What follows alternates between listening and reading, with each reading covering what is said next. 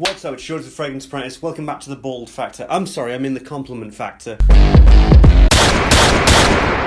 Anyway, we've got a really great show today, haven't we, Alicia? Oh well. I didn't want her to be here anyway. No, Alicia is not with us today, but she will be in some future videos. She wanted me to tell you all that she's really grateful for the response and the reaction that you all gave to her, and it was a lot of fun having her on those 3 videos, and of course Alicia will be coming back. Anyway, let's get into the new fragrances. So I think we should just do the bad news first. There are some really great fragrances that I'm looking forward to be talking to you about today, but there is also a lot of shit. So first of all, Valentino's Roma, born in Roma. It's not terrible, but it sucks. It's really bad. It's just generic kind of hogwash. It's just a lot of powder, and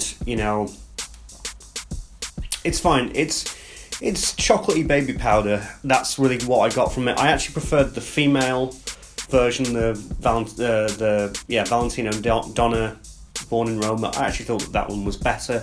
I thought that was more refined, more interesting. But the male one, not very good. I wouldn't recommend it. I'm not really a fan of that range in general. But for me, it's just very bland, very generic, very, very, very powdery, very, very synthetic powdery. It's not horrible, but at that price point, you might as well get Ferragamo's Uomo and the Ferragamo Uomo Signature, even though they're very, very similar. I think the Signature's got that sort of extra leather bit going, which is kind of what Valentino are trying to do. So if you like the idea of Born in Roma, but you want something actually a lot better and lasts longer and just isn't terrible, then I'd actually go for Ferragamo's Uomo Signature. And then finally, oh god, Jimmy Choo. I hate Jimmy Choo, man. I hate them. How terrible. Urban Hero is what I'm talking about. What utter shite. What utter bollocks.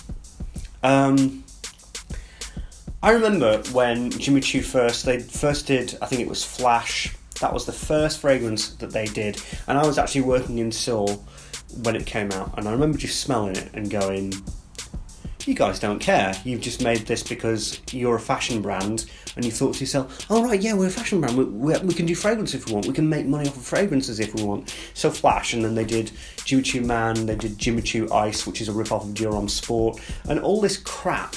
And every single year, they just shit out another release. And then people bite. They don't care. They don't really care about fragrances. They're not interested. They're not here to make anything new. They're not here to add any ideas. They're just here to make money. It really is quite scandalous in a way with Jimmy Choo. Urban Hero, it's terrible, it's ridiculous. Usually when I give a really, really bad review of a fragrance, I usually try and give an alternative. My alternative to you would be, is if you're in a fragrance shop and you're looking at Urban Hero, just turn around and just, any fragrance will do, anything. Just turn around and just look for another fragrance. I can assure you, it will be infinitely better than the crap that Jimmy Choo put out. Right, on to good news, good fragrances. So I smelt Armani Code Absolu. I know that I'm a bit late in the game with that one. And this was really interesting, to be completely honest, because it really solidly reminds me of 2 popular niche fragrances. And these 2 fragrances are fragrances that I really love, really like, and I don't know how completely I feel about it, but it's like one of those hybrids that they have, these days with the fragrances, which I'm not too happy about.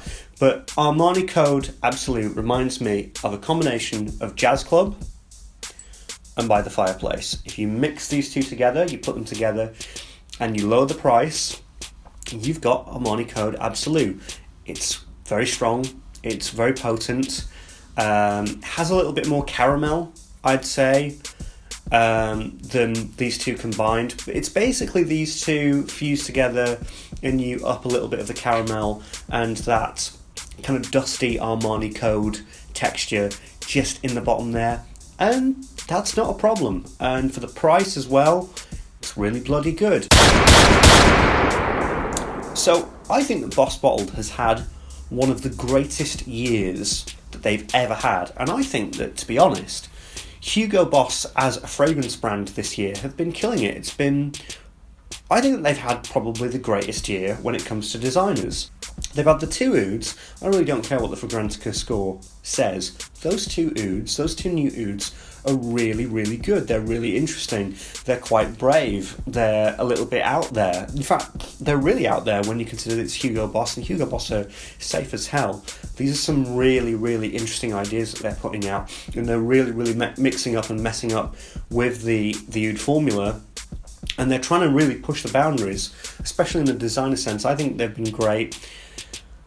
Infinite's a load of shit, but it's just like, obligatory Hugo Boss bottled flanker, I get it. Sometimes that's hit, sometimes that's a real miss, and this year it was a real miss.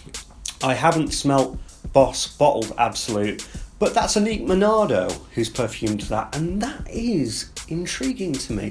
First of all, Anique Minardo is really great. She's done a lot of fantastic work, but Anique Minardo did the original Boss Bottled, and this is the only flanker that Anique Minardo has done of the whole Boss Bottled line. Everything else has been another perfumier. So I always find it intriguing when they get the original perfumier of the original fragrance to do a flanker, and the fact that it's been so long, it's been over 20 years and she hasn't touched any of the flankers.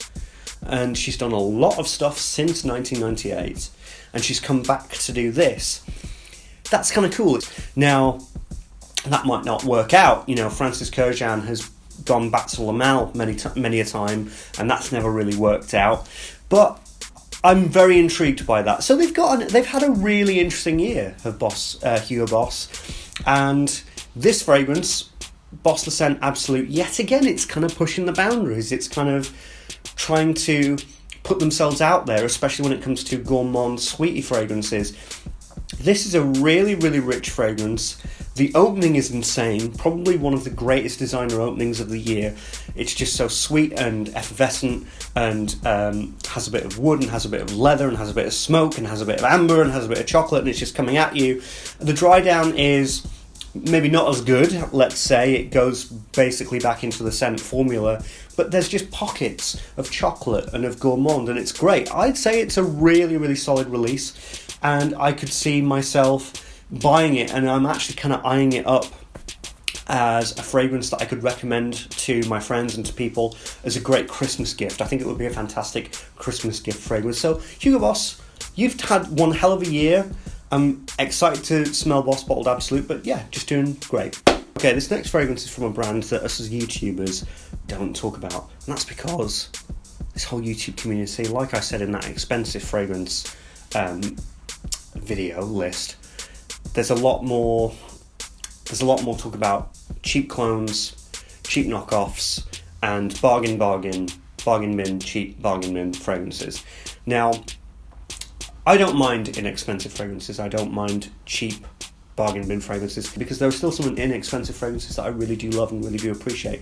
But after a while, it's time to move on from those and to get into the really, really balls deep, expensive stuff, right? And I do like expensive brands because you usually, not all the time, but you usually do get what you pay for. And a brand I really love is Widian. Now, we really don't talk about Widian. The Instagrammers, the bloggers, the Fragrantica writers, they talk about Widian, YouTubers don't. And I am quite a fan, but they are very expensive. And some of them are, in fact, overpriced. But they've released Sahara, it's Gold 2 Sahara. Wow. Just amazing. One of the greatest amber accords that I've smelt in such a long time now. Of course, amber is not really a real note. It's a combination of different resins and incenses at times with a vanilla background. But this is just such a really strong, warm, solid, perfected amber just coming at you. It actually kind of reminds me, it's not the smell, but the vibe of Boss Bottled Descent Absolute, but it's on a whole nother level. This is incredibly warming, it's very strong, and it's balmy, right? It's not sort of like bursting out at the seams with like spiky, edgy kind of sillage, like a spiky, edgy kind of sillage. It's this bright sort of sunlight of sillage that sort of captures the whole room when you wear this. It's incredibly well made, a fantastic fragrance for amber lovers and for amber purists. If you are somebody who, you know, has smelt many different kind of amber fragrances and many different takes on what an amber fragrance should be, then you've really got to try this one out, because I think it's for purists, and I think it's for people who just love that whole, you know, warming, inviting, with a bit of that Arabian influence. It's just out of this world, just fantastic. I recommend that you check them out in general, because I can imagine that not many people have heard of Whittian, especially if you're a YouTube fragrance aficionado and you don't really go on the blogs and Fragrantica and all that kind of stuff. Totally get that. I'm with you. But Whittian's a great brand, but check this new one out. It's fabulous. And finally, Bulgari, in my estimation, with the final home run. This is one of their female fragrances, but I'm happy to talk about female fragrances on the compliment factor. This is Splendida Tuberose Mystique. This is amazing. This is, I tell you something, it made me feel a bit silly because I've got this. Hang on a minute. I've got this. I love this so much. This is Xerjoff 400. I got a very similar vibe from this Bulgari fragrance. They're even kind of a similar colour. Again, I don't think it's a clone. I think it's just in the same ballpark. But this is so bold and uses tuberose so well. Tuberose is very difficult. I've had some good experiences with tuberose because I'm a big fan of Petit Fracas. But tuberose is very difficult. It can be very challenging, especially to just a regular mainstream audience. But this has got all of those sort of floral shards with a hot ton of vanilla, with a great amount of spice, and it's just taking these sort of more daring floral notes and just wrapping them up with a warming vanilla and just a bit of spice at the end. This is absolutely mysterious, beautiful, stunning. A dude could wear it. You know me, I do enjoy my more feminine fragrances if they have a bit of vanilla, if they have a bit of warmth behind them. But this is absolutely solid, and it does remind me of Xerjoff 400, but it doesn't cost 260 quid. So there we have it. That's another compliment factor in the can. Hope you really enjoyed it. Hope you got the information that you wanted of all of these new great fragrances and the new terrible fragrances. Please do not waste your money on Jimmy Choo's Urban Hero, for Christ's sake. People get mad when I talk trash about certain fragrances. I'm trying to help you save money. I'm trying to help you so that you don't make poor decisions and don't fund fragrance houses or fashion houses that clearly do not care about fragrance as much as you and I. So, I'm the Fragrance Press. I'll be uploading yet again tomorrow. Thanks so much. Bye.